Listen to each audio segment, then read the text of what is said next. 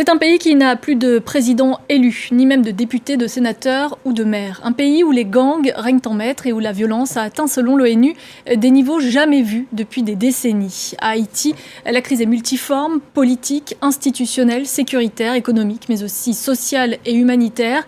Et face à la situation, la communauté internationale semble bien embarrassée. La dernière réunion du Conseil de sécurité sur le sujet, c'était mardi. Le secrétaire général Antonio Guterres a de nouveau appelé à déployer des troupes internationales sur place pour rétablir l'ordre, mais les participants restent très frileux. Personne ne veut prendre la tête de cette nouvelle force, il n'y a pas grand-chose à y gagner.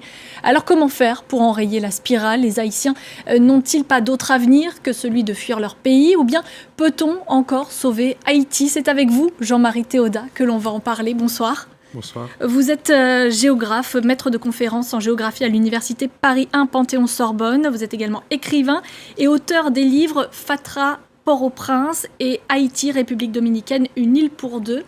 Je vous propose d'abord de regarder en images les derniers développements survenus à Haïti. C'était hier, des policiers ont exprimé leur ras-le-bol dans la rue. À l'aéroport international de Port-au-Prince, ces manifestants viennent crier leur ras-le-bol. Ils parviennent à envahir le bâtiment où se trouve Ariel Henry, de retour d'un sommet en Argentine. Un peu plus tôt, ils avaient tenté d'attaquer ses bureaux. La foule accuse le Premier ministre d'inaction face à la violence des gangs dans le pays. Nous sommes dans la rue pour nous battre, pour nos frères et nos sœurs tués par les bandits. Et nous devons manifester tous les jours pour obtenir ce que nous voulons. Finalement exfiltré, le dirigeant parvient à regagner son domicile, suivi par une foule où se mélangent civils et policiers. À l'origine de ces manifestations, la mort de 6 membres des forces de l'ordre tués mercredi par des groupes criminels. Un drame loin d'être isolé, dans un pays où les gangs contrôlent des quartiers entiers de la capitale. Nous avons besoin de 2 hélicoptères de guerre pour contrecarrer les offensives des bandits. On a besoin de les attaquer de partout parce qu'ils sont nombreux.